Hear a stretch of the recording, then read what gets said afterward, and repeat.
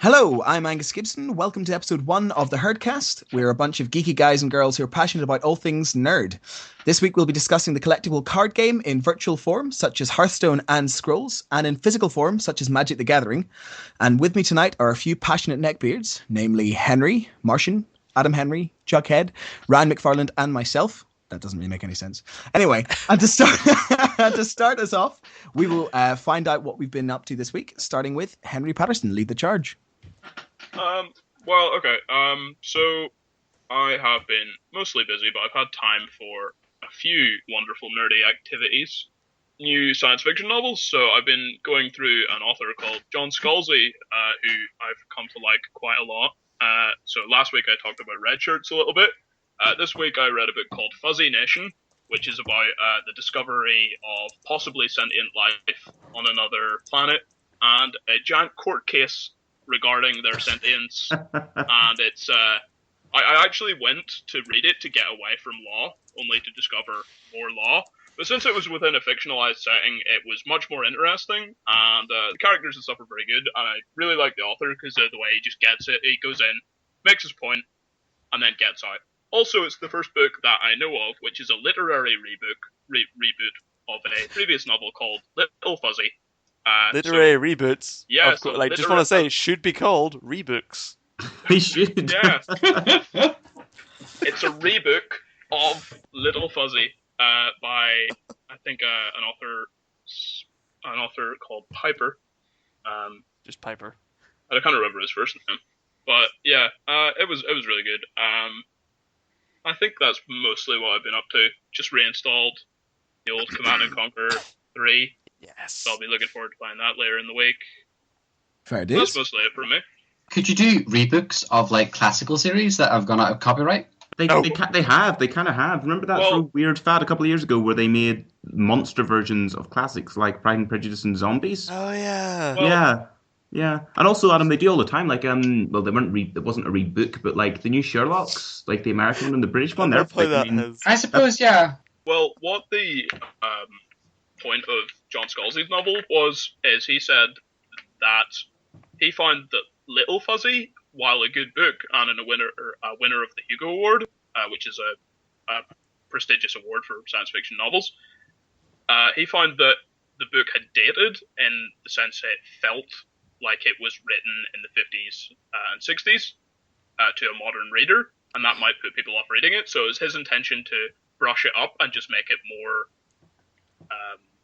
viable to be released in this time period, which I don't actually necessarily think is a bad thing for people to do. I think you shouldn't just go rewriting everything, but I think if something could be improved by being redone better, that's not necessarily a bad thing to do. I just don't think you should do it with everything. Fair enough. Jughead, what have you been up to? This week, I have been invading Martians' dreams. Yeah, that was messed up. I say invading. I'm pretty sure we were on the same side in that particular nightmare. But yeah, I woke up this morning to a text from Martian that said, "It's okay, Jughead, I got out of the dream." I was not entirely awake when basically Martian did a dream where he and I were in it. I think some other people too, but he and I became aware of the dream. And just before he woke up, he said to me in the dream, "I hope you remember more of this dream than I do." What would really like complete this story is if he featured in your dreams as well. Like that would make it extra good. So we woke up and then sent me a text to tell me that he had got out of the dream that we were in, and then remembered that that's not how that people works. Don't actually share dreams. Unfortunately. That was pretty wonderful. It was a good way to wake up on a Saturday morning. It's fucking insane too. Jesus Christ. I'm not going to recount the dream because many parts of it were disturbing. Very disturbing, and also because people who just spend ages recounting their dreams are assholes. We like to keep it PG-13 on the Herdcast. Sorry, just one thing. I do distinctly remember Jughead spending a large amount of times recounting his dreams. Just putting that one down for the record. Oh, you've unraveled my coded message. But yeah, that was my week. Just a steady week of dream invasion. Anything geeky going on? Any games on the Anything gamey? No. Yes. No, fair no, enough. kind of. Well, I mean, I guess we're on talking about this, but we've been playing a little bit more of Fallout 3 at our house. Sort of rediscovered that little jam. It's pretty good. But yeah, Fallout 3, a blast from the past.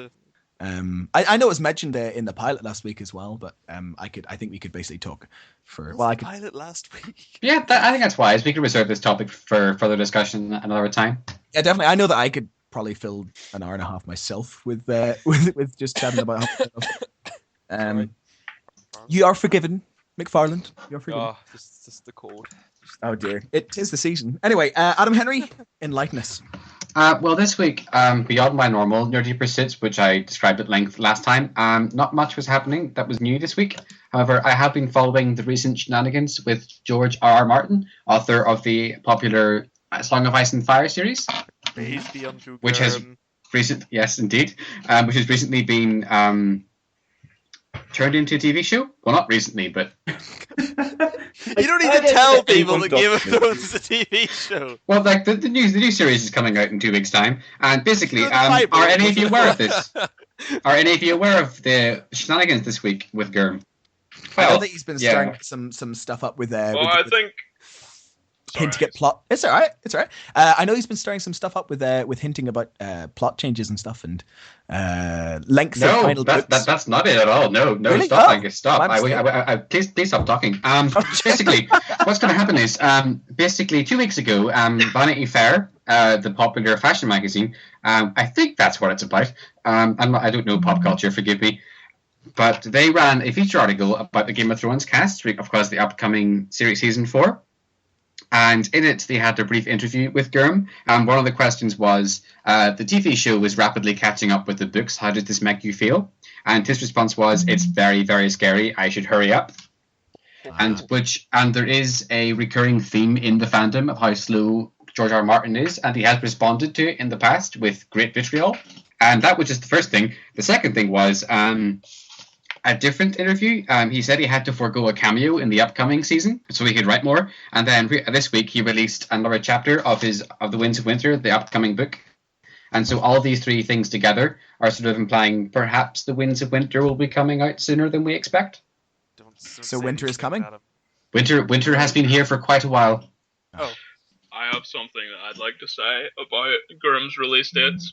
So, as you all know, I went through Game of Thrones a number of years ago, and I listened to the books, so I've got like a little release date schedule up in front of me, okay? So, Game of Thrones, at least this is the audiobook release date, okay? 1996, A Clash of Kings. 1999, Feast for Crows. 2000, A Dance of Dragons, a whopping 5 years afterwards, at 2005, sorry, A Feast for Crows at 2005. Yeah, I was just wondering, wait, hold on. And Dance of Dragons, 6 years after that, at 2011. And the best thing is, in the back blurb for A Feast for Crows, Gurm says, "We hope to bring you A Dance of Dragons next year in 2006. Yeah, no, this is amazing. I once watched like a Q&A with Gurm, and they were asked if you could take one thing out of the books, what would it be? And he said that last bit at the end of Feast for Crows, where I said Dance of Dragons will be out in a year. What I think is more interesting than the difference between their release dates is the time between their announcement of the release date and the release date. A Dance with Dragons was announced 3 months before A Dance with Dragons. Sorry, no, A Dance with Dragons was announced 3 months before it actually came out. Mm-hmm. Yeah, that's actually, well, I mean, isn't that not too long, considering how long people are sort of waiting in anticipation of the books? Yeah, so what I'm saying is, with the recent implications of all these news stories about Gurm, maybe it is going to come out soon, and as in very soon, they'll announce it out of the blue, and then it'll be released out of the blue. I can't afford Wow, that's really encouraging. Because, like, imagine if it came out in the next year, because people have speculated that in 2 years' time, the TV show will have caught up with the books, and if it, at this release schedule, if taking the last 2 books as an example, we won't get the next book until 2018. Implying he will ever release it. He will, never mind. All right. Well, moving on. Martian, do you want to tell us what you've been up to this week? I have been just sort of desperately trying to finish Dark Souls because I know Dark Souls 2. Well, it's out, but it's not the real version, the PC version, which this time around is going to be the definitive version. I believe, even though all the evidence would be that it will be a steaming pile of shite, but I'm sure this year they've got it right. I'm waiting on the PC version, and I'm just so hyped that I have to finish the first one in time. I know I've had all this time in the world to finish it, but I still haven't because it's fucking Dark Souls and it's work. It's very good, but it will kill you. But I need to finish it before the second one comes out. I am looking forward to being able to finally sink my teeth into Dark Souls. I've saved it. I've saved it completely. I've heard only good things, but unfortunately I can't play it whilst I'm over in England. I need to. Because you're a Mac. I'm a Mac sort of guy. Have you been listening to what the people who are getting it early are saying? Yeah, no, not early, but just on console because they're settling. Wait, is it out earlier on console? Yeah, it's going to be another month and a week before it's out on PC. Oh, I just don't even look at consoles anymore. Just after this is news to me. Wow. But anyway, yeah, no, everyone's saying it's just brilliant, except for the people who are blatantly just saying it's crap to get attention. But we know about them. We don't care about them. They can go fuck themselves. But yeah, I want it so badly. I love Dark Souls 1, despite it hating me and indeed all human life. I think I'm near enough the end, but I don't know. I'm still trying to avoid looking at online stuff. I've looked at the bare minimum to understand the basic things, which still took a long time to piece together. But I haven't looked at whether or not I'm near the end or not, and I'm not going to. I'm just going to keep forging ahead and inevitably give up and start the second one without finishing the first one. I believe in you, Martian.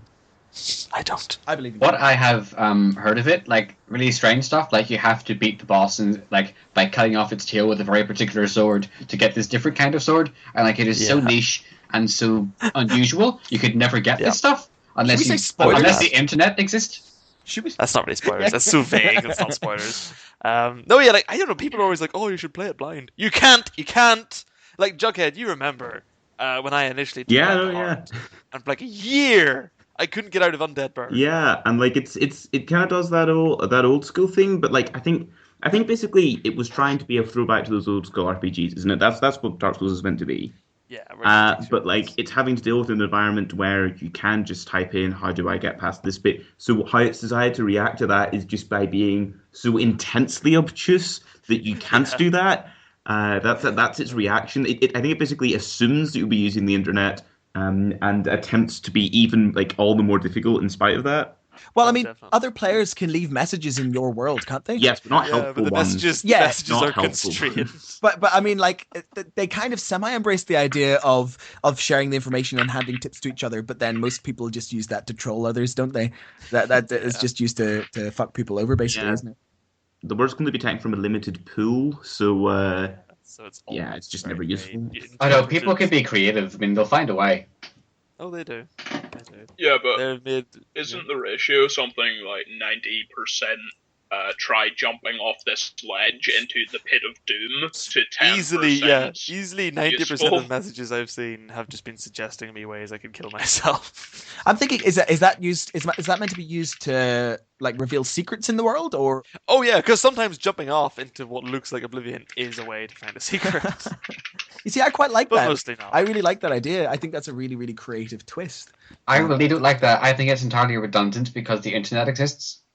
And it's just a waste of developer time. The point is you have to limit yourself. I think, though, developers can't constrain the way they design games based on people ruining their own experience by using the internet. I mean, then, sort of by that logic, we shouldn't have plots because people could just spoil them. As Farland does. Yeah, for those of you who don't know, which will be everyone listening, Farland likes to spoil things for himself, and by likes to, I mean is compulsively compelled to do so. Like we're talking, like as we're watching a film together, he will go on the Wikipedia article and he will read the synopsis of the plot of the film, and then announce it to the whole room that he knows what's going to happen, as if that means he has won the film. Never done that. You've done that three times this month. I don't announce to the room. No, you do. Do you remember that time we were watching? Oh, I've forgotten what it's called, but it's about vampires in Alaska. What's it called? 30 Days a Night. Yes, that's the one. Yeah. And then you stay to watch the rest of it. It was bizarre. Can I not do that? It's a free world. Moving. It's a free world. Yeah, It's a free world. That's It's a free country, McFarland, where you're free to be an asshole and ruin it for yourself. Well, on the topic Oh, of McFarland hate, what have you been up to, McFarland? Tell us what you've been doing. Oh, I've been doing a lot of work, and then in my time off, I've been playing some Fallout 3. Just Sweet, re- of course, yeah. My flatmate Ryan Jones brought up the Game of the Year edition for PS3, and I've just been playing that for the past 3 days. Reliving some memories in the capital wasteland. I hear you've been trying to stave off your League of Legends addiction. It hasn't worked so far. Yeah, being as you were playing a game directly before we started this podcast. Yeah. Played 2 or 3 games. Jughead's been watching me BOP. I just went straight to one of the DLCs, Operation Anchorage, to get all the strong items, and then from that you can just. I feel it's worth mentioning at this point that McFarland has played the Fallout games before, Fallout 3 and Fallout New Vegas. What he did was play on PC, turn on the God mode cheat, which makes you invulnerable, and just power through the game like that. Because he don't. Let's just stop flogging McFarland. I played for the plots. I played for the plot back then. We could do a whole podcast on Farland's shortcomings. You know what? And maybe we will. Yeah, but it's not actually, if we ever get a legitimate fan base, I actually demand that we have an episode dedicated to things McFarlane's done in games. I mean, everyone's had their moments, but McFarlane probably the most. Indeed. Definitely. So, McFarland, in the meantime, like, tell us about your character. Tell us more about your venture into Fallout 3 this time around. My character is modeled after Ben Affleck because my mom called me Ben Affleck once, and I was like, you know what, let's call him Ben Affleck. Any particular traits? Are you going the sneaky route? No, sneaky, of course. I've got the Chinese stealth suit, which makes you invisible when you're crouched. That it is the best. Sneaky is the best way to play any sort of Bethesda game, as far as I'm concerned, or Bethesda free roaming game, as far as I'm concerned. Yeah. Concerned. Other than that, just been playing some League of Legends in my spare time as well. Playing some solo queue, rising up the ranks. And what league are you in now? Gold 4. Ah, sweet. But you're very proud of yourself. Nope. Oh, okay. It's a constant struggle. Well, yeah, same for me. I've been playing a bit of League. I think we've all been quite busy at this time of year, but I have been playing a bit of League. I've been enjoying trying to learn jungle and other roles, being as I main attack damage carry most of the time. I understand that for certain members of our listeners won't really understand the specifics, but yeah, unfortunately that's about it for me. It's been a dry spell in terms of nerd activities or nerd-tivities. I don't know. Maybe you guys can work out a better portmanteau. Don't stop. I was so proud of Rebooks. I just wanted to try and like join in. You just can't. You're not on my level, Angus. You're not on Love my level. me. Like, Rebooks instantly took off and flew by I itself. know. It was beautiful. Honestly, if we're going to do episode titles, the title of this episode should be Rebooks. You know what?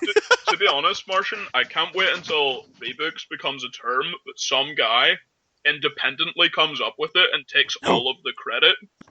Marshall, start a blog. Precious word credit.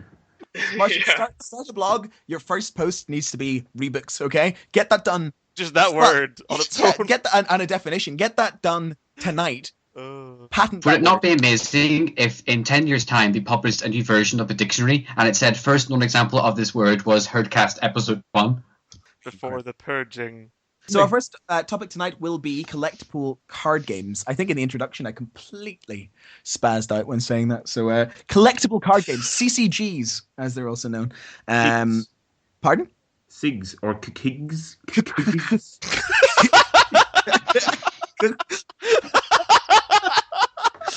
Yeah. Fuck off. Just okay. So I'm okay. I second that motion. if I can reassemble my sides. Recently, there's been a rise, or I would consider it a rise in digital versions of collectible card games. People are playing Hearthstone, which is the World of Warcraft collectible card game. And I know that I've been playing a lot of Scrolls, which is the follow-up, Mojang's follow-up to the gaming giant that is Minecraft. And I've been really, really enjoying kind of exploring these kind of digital variants of collectible card games. And I know that all of us here are quite into Magic the Gathering. Yeah. Almost all of us. Almost all of us. There are a few. There are a couple of exceptions. Yeah. Well, we've all played it. We've all enjoyed a few games of it in our time. And I know some of us are way more hardcore than others. Cough, cough, Adam Henry. And Hello. so yeah, I just thought it was an interesting concept. I just thought it was an interesting idea, and I was wondering what your opinions are on virtual versions of collectible card games, and specifically how they compare to physical models. Adam Henry, do you have any thoughts on the matter? Well, I mean, if we're going to begin on the angle of comparing Magic the Gathering as a physical medium to virtual versions, I think Magic is a very complex game.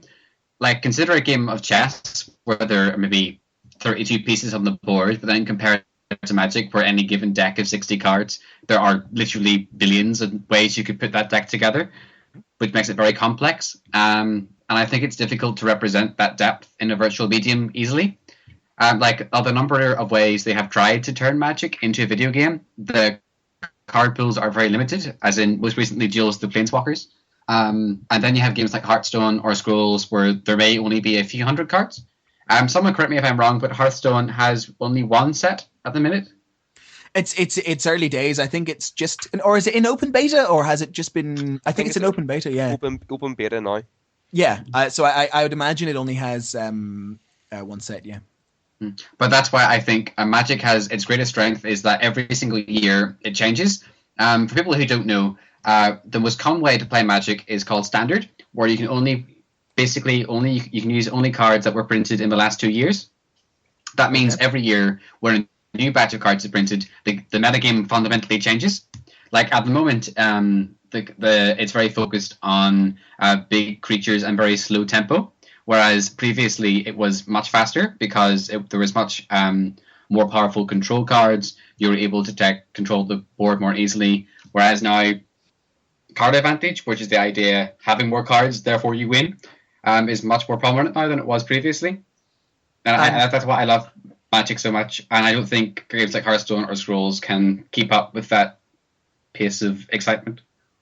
Well, I don't know. I mean, like it still is relatively early games. I think both Scrolls and Hearthstone are still in beta. So I guess the answer to that will only Everything's in beta, though. You know what? I hereby declare my arse is in beta. I kind of don't know what to say to that, but I mean, I sort means of basically my arse is legal? subject to change and is not yet up for formal review. think your So arse do you is have play better. testers for your arse? And then, That's a very personal question, and frankly, I'm offended. but that's what you implied. And do they give you feedback? And then you go to like a plastic surgeon and say, Oh well, God, do found they this give me is true. feedback? Well, yeah, they have to. It's in beta. That's the point. by those terms, what would you consider the release of your ass? Oh, Jesus, I started this, but I'm also- bailing out. I don't have also- it. Oh, no, you can't get. like Oh. it's in What? open beta, so like Oh, to what degree does that mean like who's allowed to scrutinize your ass at the moment, Martian? Your serial key is in the poster. It's in the poster. Yeah, is there still an embargo discussing details of your arse, or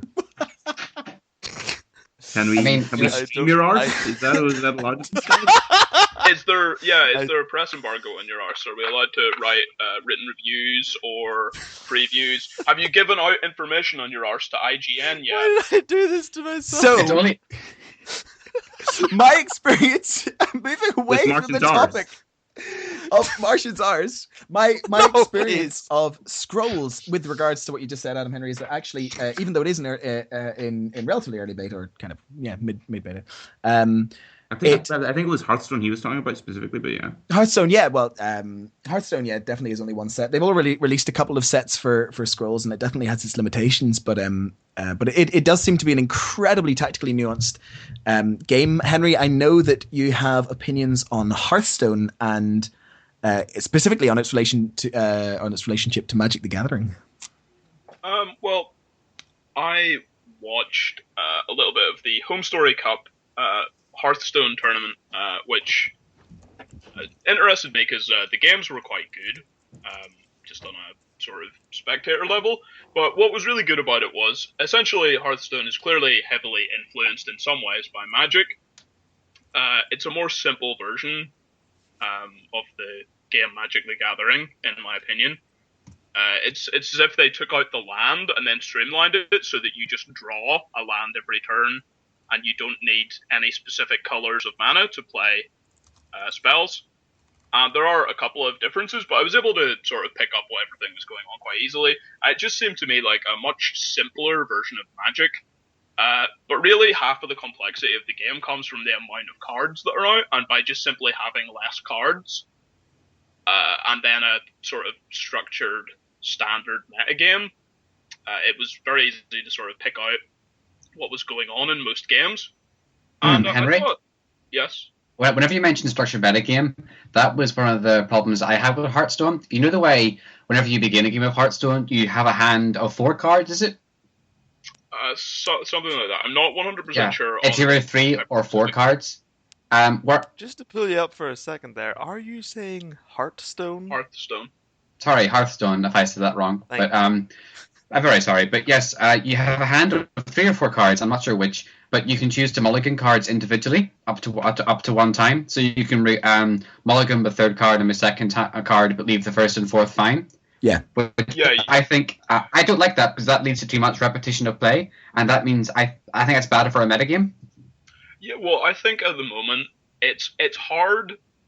I mean, it's difficult to compare a game that's been released for as long as Magic and a game that's released in terms of Hearthstone for the amount of cards released, because yes, there are less cards, which is going to lead to more cards being simply stronger or more useful in context than other cards. And given time, more types of metagame could evolve, but considering how young it is, it's unsurprising that it's as stale as it is at the moment. I mean, there have been Magic metagames relatively recently that have had about 2 or 3 viable decks, and I think that happens a lot of the time whenever card games release. They end up with very few things that are actually viable, or most competitive esports, compared to the amount of strategies that you could do, the amount that are actually in any way viable is relatively limited. It's not so much the number of cards I'm concerned about. It's just that whenever going back to what I said about the opening hand mulliganing thing, that means more often you're going to get the same opening hand, and that's going to lead to much more stagnation of play, which was the problem way back in Magic the Gathering's history. They released a set called Mirrodin, and Mirrodin was completely broken. It was a terrible set in terms of standard play. In the grand context of things, it was relatively benign, but in that one, there was too much control over your opening hand and what you could do in turn 1 and turn 2, and that's when games ended most of the time. Well, turn 1 I game, have to say if to the that, turn lasted until turn 2. what I have to say to that is that both systems of deck construction are fundamentally different, because in Magic, you can have 4 copies of the same card in a single deck. Hearthstone, the limit doesn't go up to that much. So simply by having more, decks are built around the idea of getting the cards that you need with your first draw, and being able to mulligan your hand and stuff allows you.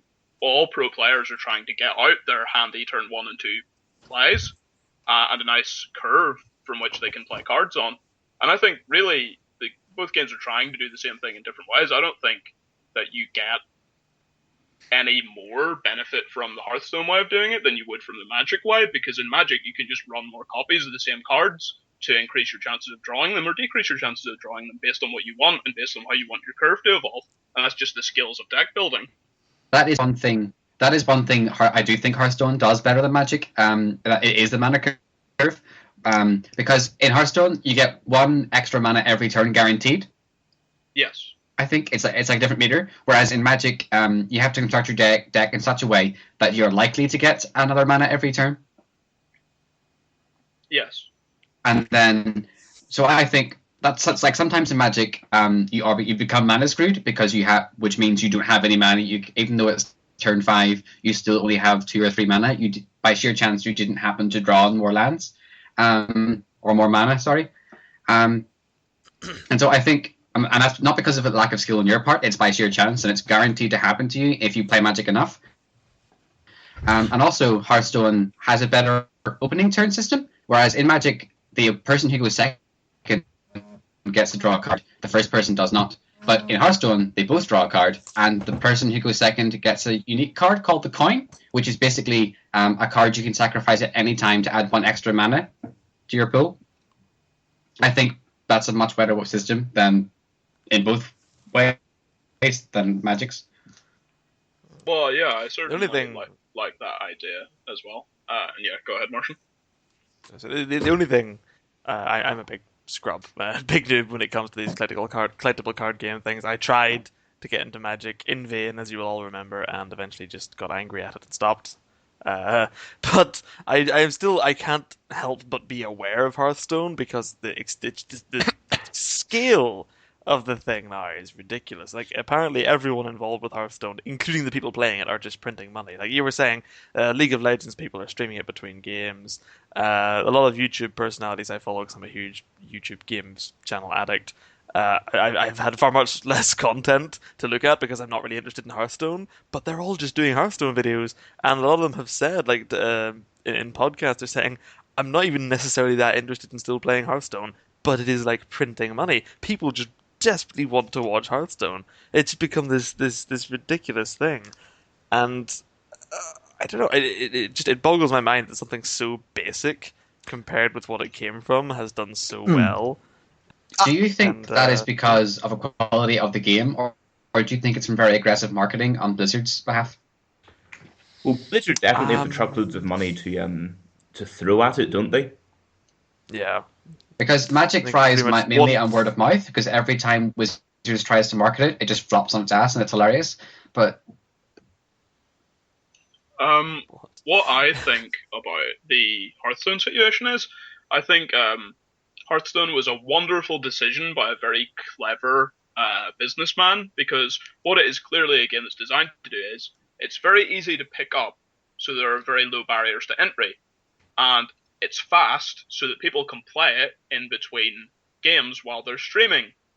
It's a game that I think someone at Blizzard decided they wanted to make popular by making it so easily accessible and making it such an easy thing for streamers to do, that essentially whenever they released it with their big Blizzard name, marketed a little bit, it's now almost self-sustained out on the internet because people are advertising it for free on their streams all over the internet because it's so easy for them to do in between all of their games. And then that in turn means people watch their favorite streamers and their favorite internet personalities playing this game that's so easy to learn, then they go and play it too.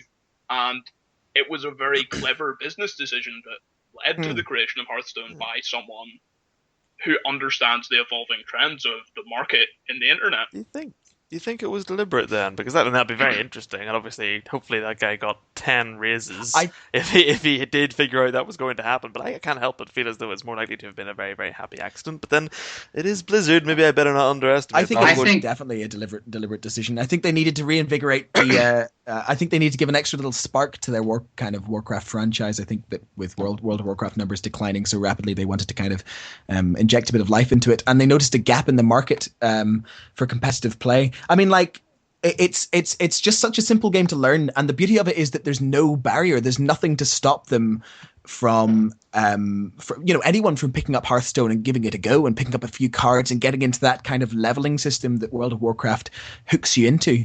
I think it's definitely a deliberate choice. Well, I was going to say that whenever you say about barrier to entry, how complex the game is and how that was a deliberate decision on Blizzard's part, I think that's almost definitely the case, which I'm going to say because I know the backstory behind Magic, which almost died twice.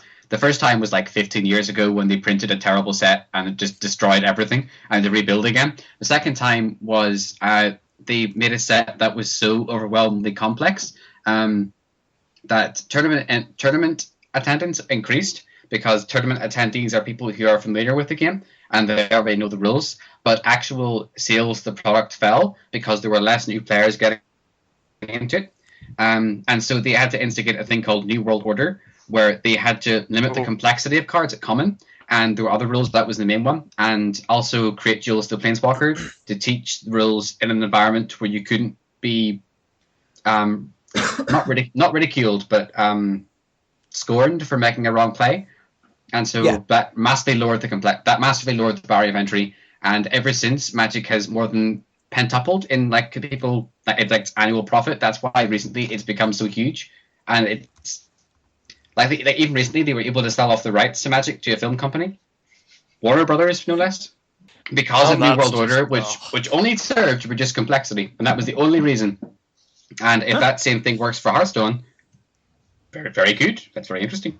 I'm going to side with Martian, where I'm going to say it was a complete accident. Someone probably designed the game just as a personal hobby, and sent it around his workplace. It caught on in the Blizzard workplace, and then Blizzard were like, "Whoa, this could be a really good game.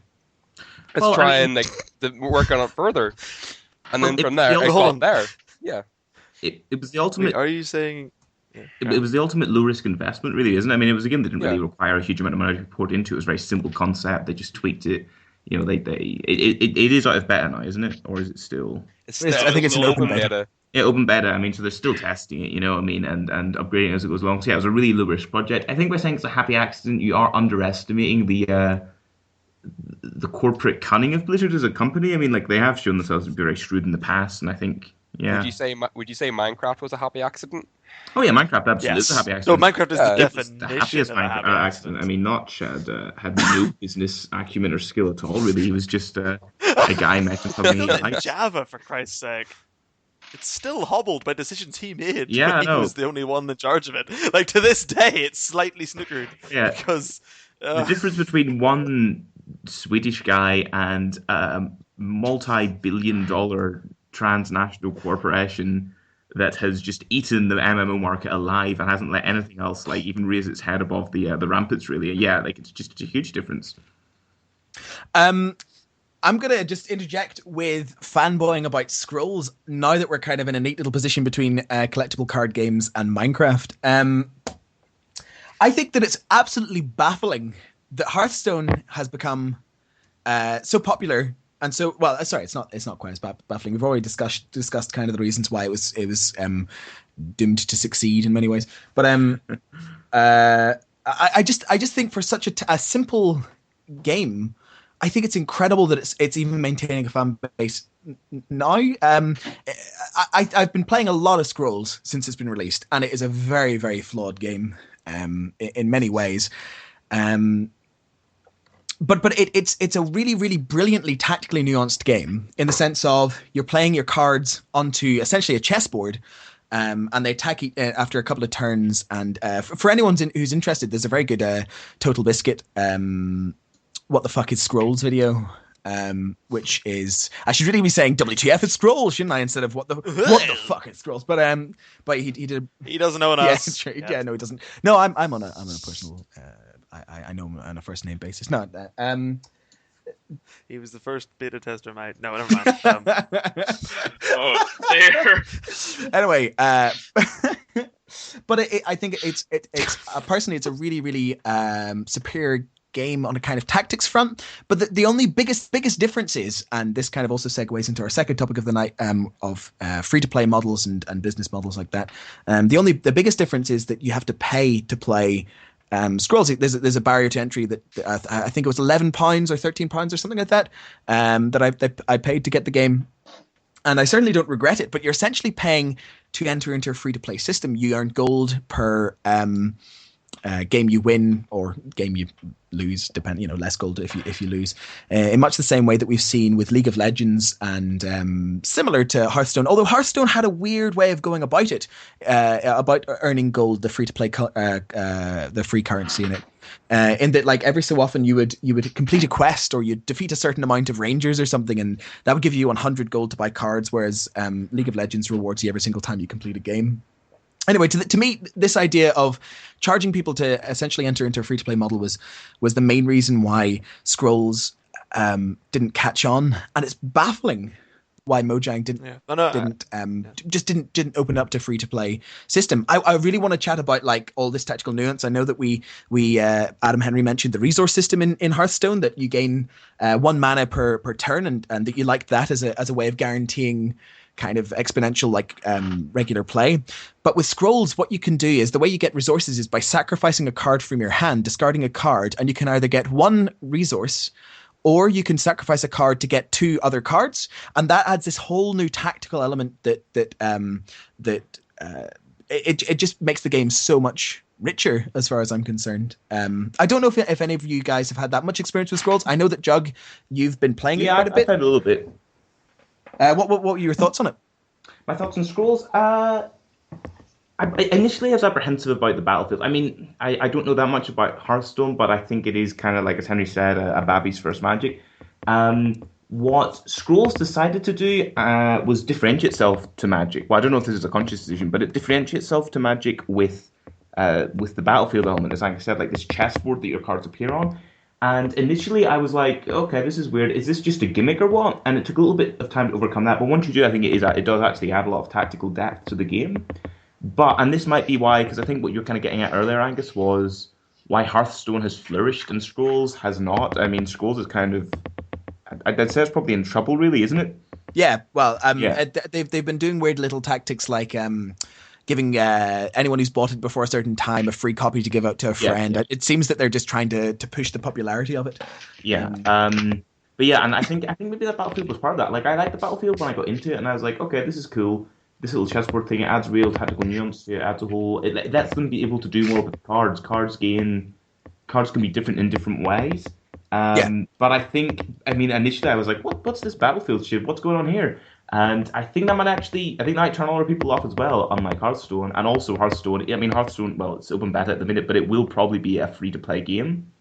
Yeah. And I think that is why Scrolls is shooting itself in the foot with its upfront payment to enter this free-to-play model. And also the Battlefield, while a good, fun, tactical thing, is probably scaring people away. People are going, I don't really understand this. Yeah, no, I think it's pretty clear that one of the main reasons Scrolls didn't succeed where Hearthstone has just stunningly succeeded was the business model. And you're right, it is very confusing why people are so reluctant to go in for the free-to-play thing, because it has just proven itself over and over and over again.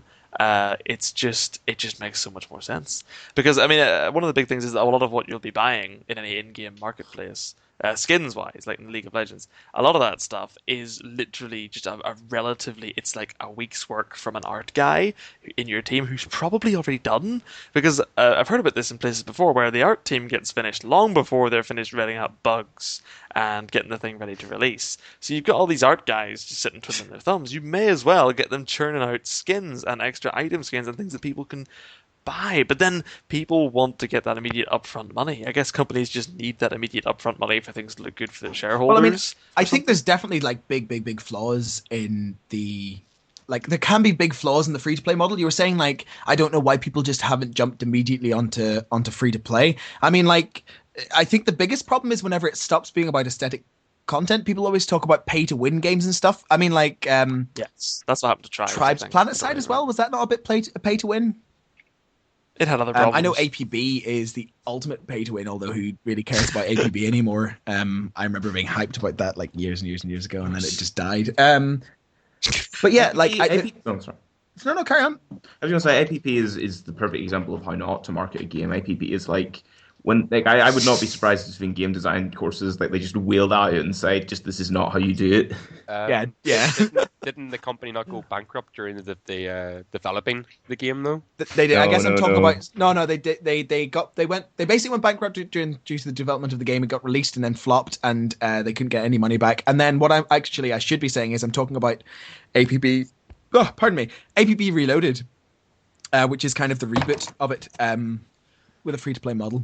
I suppose you could say that game was pretty much released just trying to get some capital back towards their investors. Yeah. So of course it's probably paid to scripts on it. Yeah, definitely. But I think there are so many examples of like poor, really really poor, free to play models. I think there are two extremes. Either you can get roped into a system where it's basically a Skinner box, and like Farmville, you all you're doing is paying money to speed up time, the time that passes in the game. It's making you wait, and it's rewarding you with aesthetic content. So you're essentially just paying for that. That's the negative side of like harnessing aesthetic content. The positive side of harnessing aesthetic content for monetizing a game would definitely be League of Legends. I think that's the ultimate. In fact, I would say that that's the ultimate free-to-play business model in the market, as far as I'm concerned. I would disagree with that. I'd say the ultimate free-to-play market would be game would be Dota 2, where like it's the game. Like, all the champions are, all the heroes are free. All there are no like runes. No rune, like League of Legends got the rune pages and runes where you have to pay the in-game currency to get it. Dota 2's got none of that. The only thing you pay for is the skins. Everything's free from the get-go, apart from the aesthetic content. At the same time, though, with Dota, I think that providing so much free content from the get-go is actually really intimidating. I think that League giving you a little bit to work for with the champions was actually really good, like letting you unlock it in drips and drabs. That was really good, and it gives you a sense of achievement, a sense to keep playing, and a sense of there being something invested in every game, even a casual game. I think Dota, little tiny bit intimidating by just saying, here's 150 champions, pick one. You know, that is what I was going to say as well. Like with League is such a simple game. Like to me, I try to play Dota 2, but I was just so like there's so much to choose from, so much there. I was just kind of taken aback from it. Yeah, and it's weird because we almost got an example there of League of Legends, which seems to have hit the nail on the head of where to get people, and they don't feel like it's unfair, and everybody's having a good time, and it's just enough of a sense of progression, and they're still making a fortune. And then you've got Dota, where I guess they're just relying on the fact that they're Valve, and they don't need the money, they're doing it for fun or something, and they're just being so generous with it, and maybe that's not even good otherwise. But then you've got the other end of things, you've got the tribes and the planet side too, like you said, where they're sort of ruining it for themselves by being too greedy. And that makes me wonder, is maybe keeping these games online and functional, I guess Tribes and PlanetSide, they must have been heavier on their servers by a long way than, not even League of Legends. I couldn't even guess the technicalities and the things they're paying overheads for, but they've clearly felt as though they need to scoop a lot more out of their players. Yeah, Martian, what you're saying is, I mean, you're assuming that the biggest cost is going to be maintenance. It absolutely isn't. It's going to be the initial cost of developing the game. Like when a game leaves open beta, like those developers have a multi-million-pound debt that they need to get rid of before they have made any money at all. You know, you're leaving with debt. And that's part of what it is. I mean, you're assuming it's incompetent greed that means that these things crash and burn. And sometimes it's got to be, but a lot of the time, like, they're putting these prices up to break even to make money. In fact, they're probably going to be running maybe at a loss at the start. The thing is about free-to-play is, for free-to-play to actually work and be better than, selling a single unit, it has to be a game that will keep an audience long enough for it to recoup it. Yes. It has to be good. In the long run, it has to keep bringing people back. Like there's a lot of talk. Zynga's fucked now, isn't it? Basically, pretty much. Yeah. What Zynga did for a long time was they'd buy over these little appy, mom games, and things that had been running on like a little Magic the Gathering-esque meta, building up a little bit of a meta, and they'd go, if we start releasing more powerful cards, then people will buy them, and just ran into the ground in a month because the escalation and the power creep that they brought in just made it completely unviable, and it crashed and burned. And because they didn't get people playing in the long run, it didn't make any money. And similarly, if a game is bad, and it's very difficult to tell what games will sell and what games will not sell, it might not make that. And that is why Scrolls has that little gateway fee, I think, because they can't guarantee this game going on long enough to recoup the free-to-play losses. Yeah, it's a good point. It's more of a balancing act than I give it credit for. But yeah, Henry? What I was going to say is I think I actually agree with Jughead on this one in terms of a game has to be played in order to work in the long run. And what I was thinking is, especially with games like PlanetSide, which, I mean, PlanetSide's not terribly unsuccessful as far as I know, but they're doing okay. The thing about it was, from my experience of playing it, everything was maybe about 4 times overcosted what it would be reasonable to sort of... Oh god, yeah, that was the first mid, man. Everything that you could possibly buy in PlanetSide was just so expensive, and you'd have to be playing for a long time at sort of god mode, just single-handedly killing everyone and getting a lot of points in order to do well. And also, if you didn't have good equipment, if you're a default character in PlanetSide, I do not know what you're supposed to do whenever a clan comes along in their attack gunships and their like single seat jet fighters and start strafing you and just tearing your team apart. Because from my experience was, I mean, I had a couple of viable options: running away, dying horribly, and those things essentially, because of the overcosting and then because of the sort of pay to win aspect that I considered, or at least have played to win, it put me off. And now PlanetSide's not getting any play. I guess technically this is advertising, but it's not good advertising. They're not getting any play, they're not getting any money, and yeah, I think that's completely true. And whenever I think about games that have maybe done the model a little bit better, I think the champions in League of Legends are reasonably well priced in terms of IP, and then you can buy aesthetic boosts for RP, which is real money. And I think maybe they're a bit overcosted, but broadly speaking, it's not that bad if you play the game a lot. And one of the best models I've seen so far is actually in Hawken, the new game. Well, I say new, it's just recently come out on Steam, and its prices seem very fair considering how long you have to play in a match and how many points you earn to unlock new mechs. Yeah, Hawken's been fantastic so far. I think, yeah, with that kind of unlocking, regular unlocks to keep you playing, you can pay money if you really like it to get more aesthetic content. It provides a nice curve that can keep you playing without putting you off, and it's important to do that in the free-to-play model to survive in the long run. Yeah, because what happened to me in PlanetSide was I spent all my certs for ages, like a month and a half of playing, just getting all my classes relevant. And then I was like, I want to get some decent gear because a few of us were playing finally, and I wanted to keep you all interested because I didn't want to lose you all to League of Legends again. And that's when we made the first mate van. I spent a $5 getting 2 new guns for 1 vehicle. That made it pretty powerful. £5. But that. Yeah, £5. But that was just to get. That wasn't even to fully upgrade or make the Sunderer like really good or viable. It was just to make it. It was just to make it like viable. And I was thinking to kit myself out properly. Like I've grinded for a month and a half just to get all my classes to a basically decent level. Then I paid a $5 to get a little bit more viability on 1 vehicle. None of my other vehicles were viable. Just the scale of the challenge there was just. No, it wasn't reasonable at all. Hawken is better. I've played 2 kind of similar games, like Ghost Recon Online, which has just been rebranded to like it's on Steam now. I don't know what it's called now. Oh, I didn't know it had an in-game. It's a new game now from like Ubisoft, and Blacklight Retro, the Blacklight game. It was. And the one thing that always like gave me sort of a bad vibe towards it was you could rent a gun for a week. They did that in APB as well. I just thought it was so. I don't know. It just ground up my gears. Yeah, that's that is kind of crazy. You can do that in Team Fortress 2 as well, though. If you're playing Team Fortress and there's a weapon in the store you want to try out, you can try it for free. Yeah, but you have to pay for the rent. You have to pay to rent it for a week, though. I'm sorry, what? That's just wrong.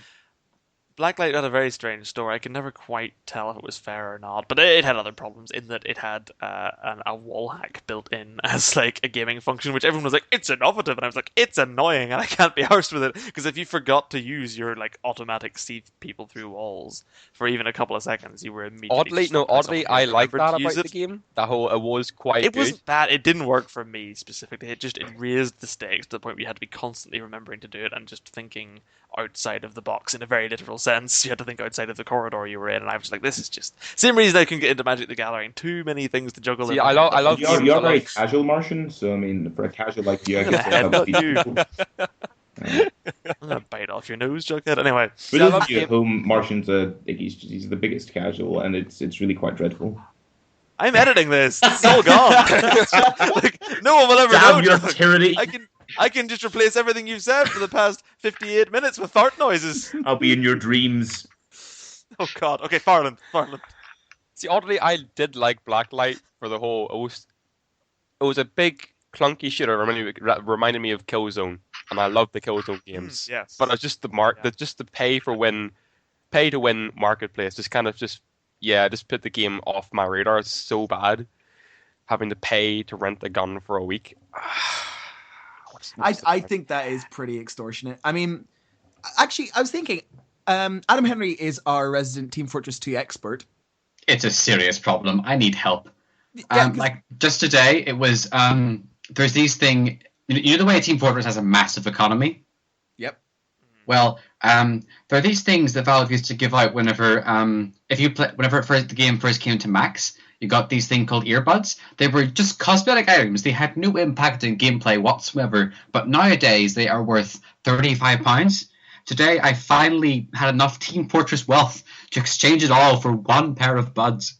And so now all of my classes are wearing buds, and I'm so happy. I'm really sorry I missed the buds. I am really, really sorry. Because I managed to not play Team Fortress 2 in that 1 week that it was released. And I was playing it a lot back then as well, so I can't believe I managed to miss it. Either way, I was going to say that I haven't been playing. I haven't really been keeping up with Team Fortress so much now. But on the topic of renting guns in games or renting things, is Team Fortress 2 still doing the thing where you pay to enter what's it called, man versus machine tournament, or to get man up points or something? You pay to have a tournament. Yes. That's called man up mode. In man versus machine, there's different missions that are on different maps, and you can pay 59p to purchase a man up ticket, and that will let you play one mission on one tour. And if you complete every mission on one tour once, you get a prize. That prize, it used to be a strange weapon, which means it counts your kills with a little robot aesthetic element to it as well. And occasionally you could get a rarer one. For example, instead of dropping a silver one, you could get a gold one, and it was worth more, even though it was just cosmetic. And in the most recent one, they dropped kill streak kits, which are generic things you can apply to different weapons for aesthetic elements that add aesthetic elements that they add aesthetic elements the more people you kill in that life. And okay, fair because enough. some weapons are worth more than others, It seems like a strange. It seemed like a really strange system. I remember thinking, hearing that initially, and thinking, well, that just seems really jippy, to be honest. Like that just seems really kind of extortionate to be able to pay money to enter into a series of games that you don't necessarily get content back from. Are you guaranteed to get a drop from it? Are you guaranteed? You're guaranteed to get a drop. What I've done, I'm on my 50th tier at the minute, and I have found that on average, because what you get is a random drop. So some are worth more than others. For example, if you drop a strange rocket launcher, it's not worth as much as a strange sniper rifle because there's more snipers than soldiers, etc. But whatever. And so on average, if I sell off what I get, I make more money than what I put into it. So I haven't actually spent money on MVM since my 5th tour. I've got the last 45 tours for free, and every so often I get something so cool that I keep for myself. Oh, fair enough. Okay. Well, I guess that's one way of playing the system. So just 5 tours ago, I got there's a 1 in 100 chance on the most recent tour, if you complete it, for getting a gold weapon, or in the Team Fortress 2 canon, an Australian weapon. And I got a Australian grenade launcher for the demo man, and it's worth about £45. So I put it on the Steam market. It was bought for about £45, and I just used that to buy lots and lots of keys in the Man Up store, in the Manco store, and I used that to buy my buds. I like my buds. All the money goes to Gaben. Oh God! Praise be to Gaben and his aesthetic purchases. I assume by guns you mean hats. And by buds, you mean hats. And by money, you mean there hats. Was a great, 4 months ago, there was a great heresy in Team Fortress 2 when Valve removed the category hats and instead took all cosmetics under the unified banner of cosmetics. It was a scary, scary day. Like it lives in infamy. Oh God, I can't even. It's interesting just to see these games like existing within these little niches of the free-to-play system. I find the free-to-play model really, really fascinating, and particularly the concept that a lot of game developers are kind of flaunting around, that free-to-play is the future of gaming. Do you guys agree with this or not? I want to agree with it, actually. I mean, I personally feel as though the ones that have been fair have felt tremendously fair, because it feels like a pay-what-you-want system.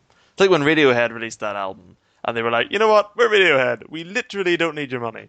Pay what you think the album is worth. Like, these games feel like that to me. Like, Tribes, I spent 50 quid in total in Tribes. I played way more than 50 hours, so I feel as though, you know what, better value than a lot of things I've bought. Hagen, I don't know, I've paid £6 so far. I've had a hell of a lot more than 6 hours worth of fun. That's my metric.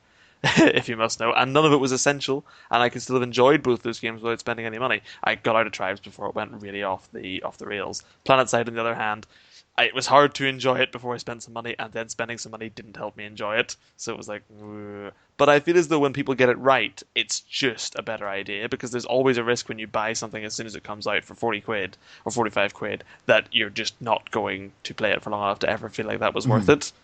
But with free to play, it's all your choice, unless it's been done. I mean, I'm assuming you're not suggesting that these. Sorry, my friend. I'll give you a chance in a sec. I'm assuming that you don't mean that these systems could be applied to single player games, like single player shooters. I can't really imagine how they could. I'd like somebody to find a way to do that wasn't stupid. Dead Space 3. The spotlight is yours. Like, what was that? It didn't even impact the game at all. If you ignored it, then the game was fine. If you bought it, it kind of unbalanced things in your favor, and it never could have made them any money. It was the stupidest thing in the world. So yeah, I don't know how they would do it for single player games. I'd like someone to figure out a way that's viable, because I really think that when it's done properly, it's tremendously fair and it's tremendously pro-consumer, but it doesn't. And it will encourage the type of game design that wants lasting player involvement, and that's important too. You know, you won't get 6-hour games that are just sort of like and you're done kind of thing, because people will want you to keep coming back, and it'll be more value for us in the long term, but only if people wise up and do it well and fairly and design their games for that kind of sustained model. So single player, I don't know. I can't think of a way it could work. I hope some genius out there does. Ryan, you wanted to say something on the topic? I was to strive on Martian's point, where the free to play model will work fine in like a multiplayer environment, but a single player environment where it's going to be plot driven. I'm personally, in my head, I'm trying to envision it like a TV show where there's going to be there's going to be advertisements, companies will pay, have billboards in the game, or stuff like that. I cannot see a free to play single player plot driven game. Yeah. Actually, on the topic of advertisements within games, what was that game? Crackdown. Crackdown had advertisements, real life advertisements inside the game, and as a single player experience. So actually, that concept is that far fetched. Oh yeah, no, they already do it. Yeah, and sometimes I would argue sometimes not a bad thing. Sometimes product placement that makes sense in context adds to the immersion, but more often than not, it's just stupid. Jughead, do you have any thoughts on the matter? I just like to rebut one thing Martian said there. I mean, you're kind of making the point, Martian, about free-to-play being good for the consumer, making sustainable games people want to keep coming back to and back to. That's good, that is good, and the thing for a game to be sustainable, it has to be actually good or no one's going to come back to it.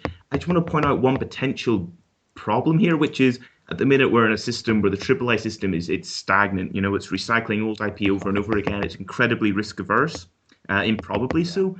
It's such an incredibly risk-averse system, the AAA system, and if you move to free-to-play, there is a danger that in order to get that continuous revenue going, people are just going to stick even more closely to what's gone before, and because those big games will keep going on and on and on, getting that sustainable income in, they're going to choke out the market. New games aren't really going to have a chance to poke in. It's going to be the MMO scene all over again. That's a danger. It's not necessarily what will happen, but I think that creating a more risk-averse market, because they have to get that long-term profit in, and creating a more choked market where new games don't enter where fresh blood isn't entering the system, that's a danger. Yeah, that could happen. Oh well, we'll hit them when they do it. Henry, any thoughts on it? Yeah, so this point is a little bit of an interlinking between what Jughead just said and what Ryan was saying earlier. So it's about free-to-play games being quite a good model at the moment, but typically they are multiplayer games, and Jughead just expressed concerns that he thinks that they might, in and of themselves, become stagnant.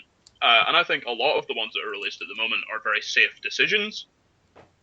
And I was just thinking about two things in relation to this.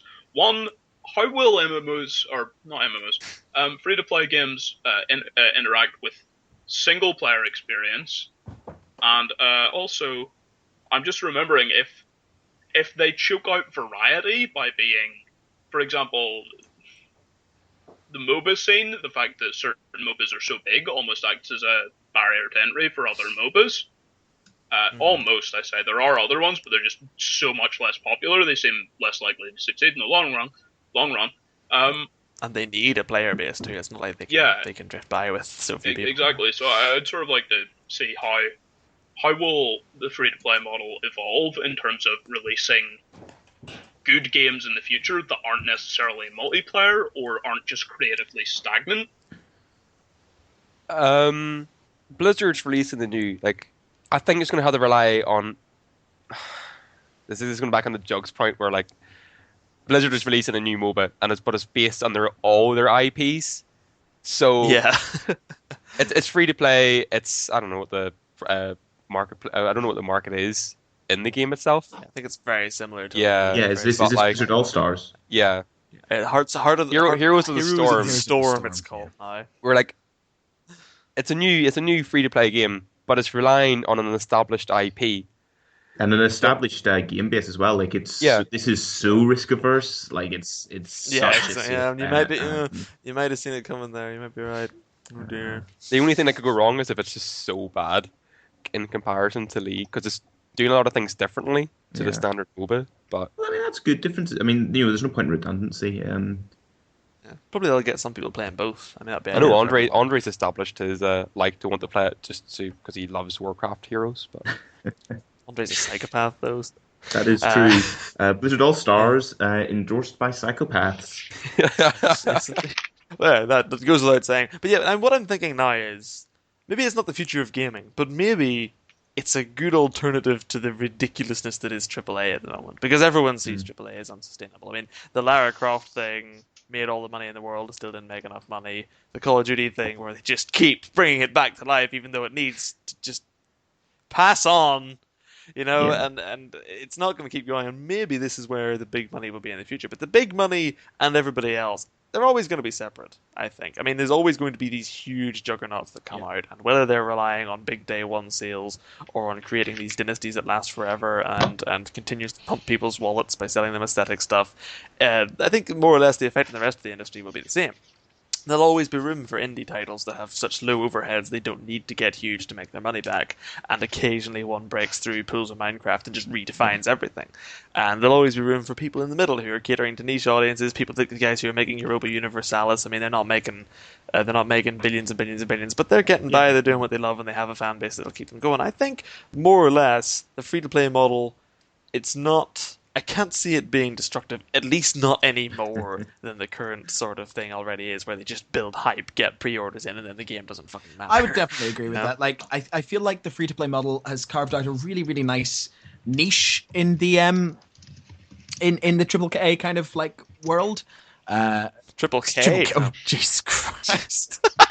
Well, that was a bit of a slip. Yeah, that's an unfortunate one. Yeah. Join us next week for the Lynch Did I actually say triple K? You did say triple K. Yes. Right. Yeah, let's play about this one. All right. So, I think it's carved a really, really great niche in the AAA kind of world or environment, playground. I don't know how best to call it. But I can't see how it can be considered the future of gaming. I think there are too many examples of companies using it for just ridiculously extortionate games. The new Dungeon Keeper. Did anyone read up on the new Dungeon Keeper kind of fiasco? Yeah, I was talking about that last week, Angus, whenever we did our pilot. Where told us you listened to the pilot. I did listen to the pilot. Well, you see, the thing is, I mean, we're talking about, we're saying we can't really see a way that this perpetual payment system could affect single-player games, and we are talking about the future of gaming. I think this is really interesting because about a decade ago now, there was something else lurking about which was considered to be the future of gaming, was this kind of perpetual payment model for single-player games, and that's episodic gaming. Oh, yeah, God, exactly. That's right. Fuck and me. Something that's only remembered at all now because Half-Life tried it out and it didn't work. But yeah, episodic gaming was kind of an attempt at that, and it didn't work then. Well, it's still partially exists today. This discussion we're having now of, will this be the future of gaming? I mean, if there was a podcast from 2005, we were going, episodic gaming, is it good? But yeah, so they did attempt something similar, and it didn't work then. I'm not sure if there's a way you could get episodic gaming to work. I suspect there is not. Well, I mean, it does. It does it's work. just called sequel. It's just The Walking Dead, I mean, was a great example of... that is kind of nuevo episodic, isn't it? Yeah, and Telltale Games, the studio that created The Walking Dead, and A Wolf Among Us, is it called? Yes, And, and it's also quite good.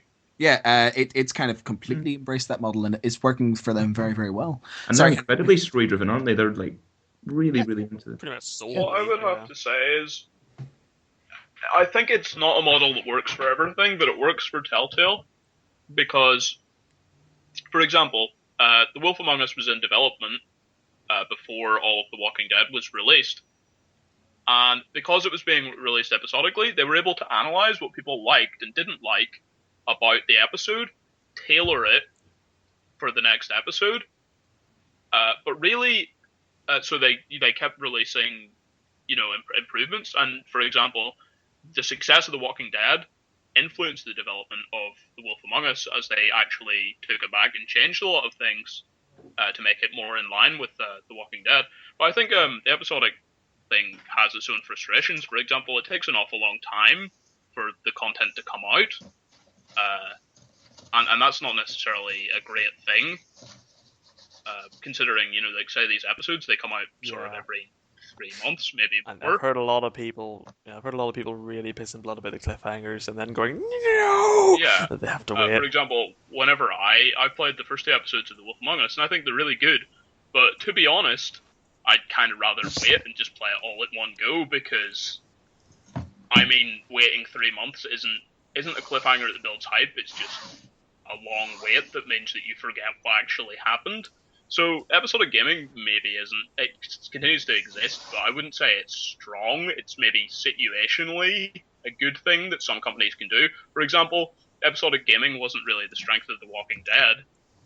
It was the fact that The Walking Dead had an amazing story and was so well done, and that's what carried it.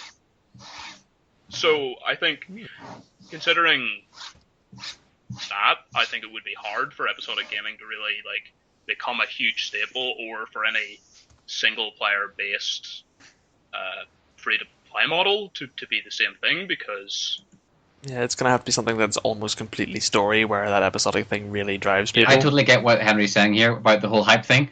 The most recent example that I have played is the BioShock Infinite DLC. They're releasing it episodically, and I have almost no desire to play DLC number 2, which is carrying on from number 1, which came out around Christmas time, because my hype for BioShock Infinite and its mechanics and stuff has just faded away. I've forgotten so many of the details of the plot that originally got me into it so much. But as an aside, I want to mention EVE Online. I have recently sort of explored a little bit, and I think I'm the only one here who's ever done that. I have. I tried it very, very briefly. briefly. And also I had a flatmate who was very into EVE. Oh God, that's right. Go ahead, Adam. Yeah. Sorry, well, what EVE does that I don't think I've seen anyone else do is that it is a pay to monthly basis. But what happens is it's not a direct debit from your account. What happens instead is you go in game and you purchase a thing called a pilot license extension, and you can then trade these off with other players for credits. And if you buy multiples, so let's say you buy 10 and you use 1 for yourself and you sell off the other 9, it serves as a way of turning real money into EVE Online credits, as well as the subscription system. And so it does mean that if you do enough, I'm going to say work in game, even though it's a game, you can earn enough credits to purchase your next month of play. So it's both free to. Yeah, you pay with your labor. Yes, exactly. If you're hardcore enough. MVM, I play MVM so that I can play more MVM. I think there's also a cosmetic market. Is there a cosmetic? I think there is one on EVE Online as well.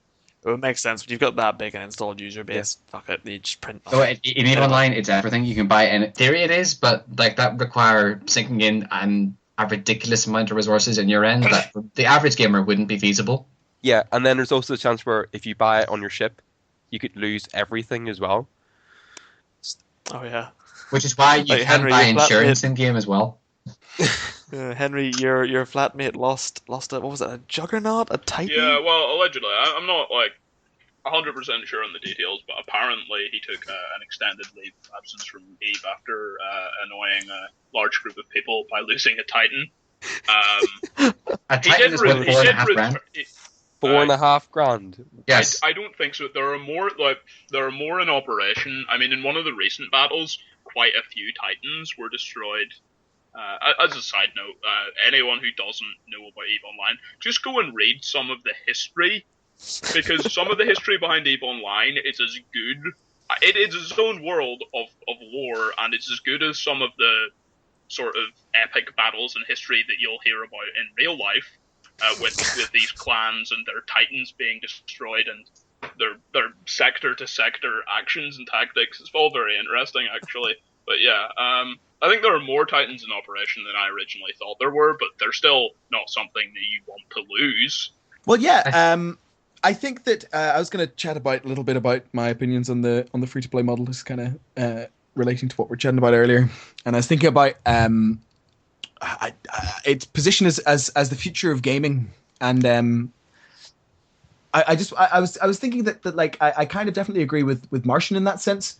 That there are definitely these kind of niches, as we've talked about with EVE and we've talked about with Team Fortress and other free to play games that have kind of carved out this realm in which they can exist and function and thrive in the AAA market.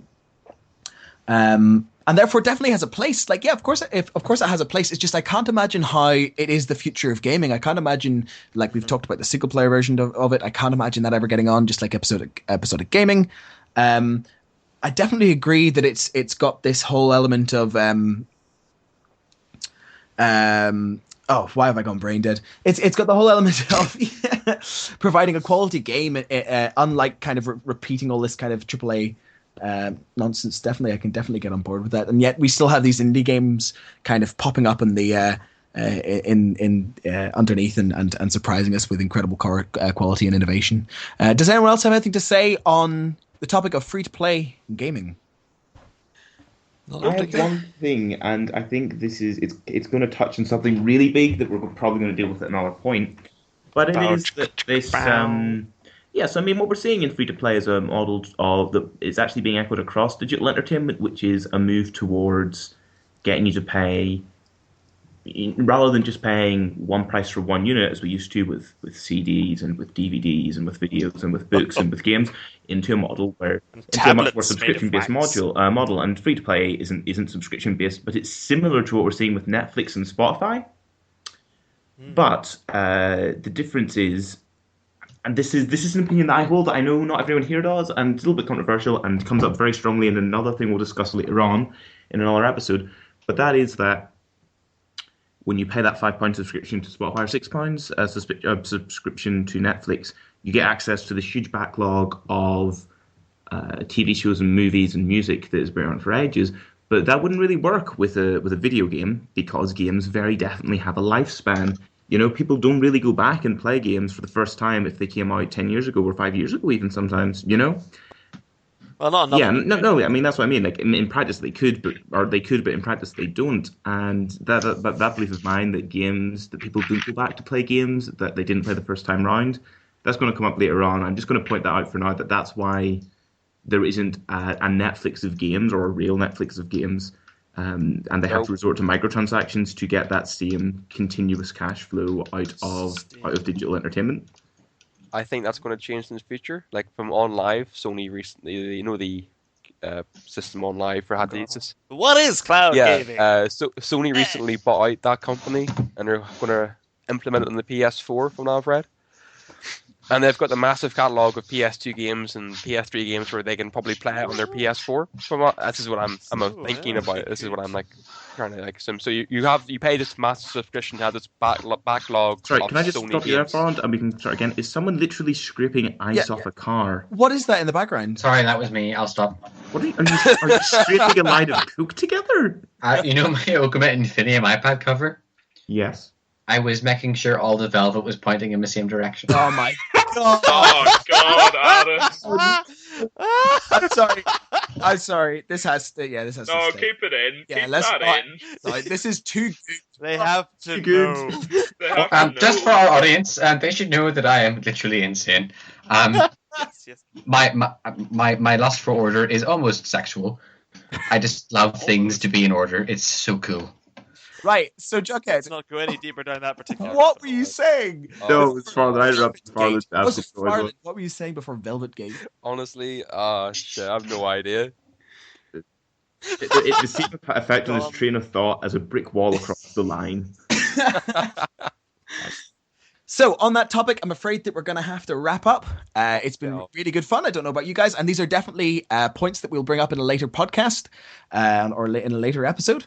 But it's been really great. Thank you for tuning in, and we have been the Herdcast featuring Robert Martin, aka Martian, Ryan McFarland, Adam Henry, Henry Patterson, Jughead, and me, Angus Gibson. Good night. Bye-bye. Goodbye. Bye. Bye.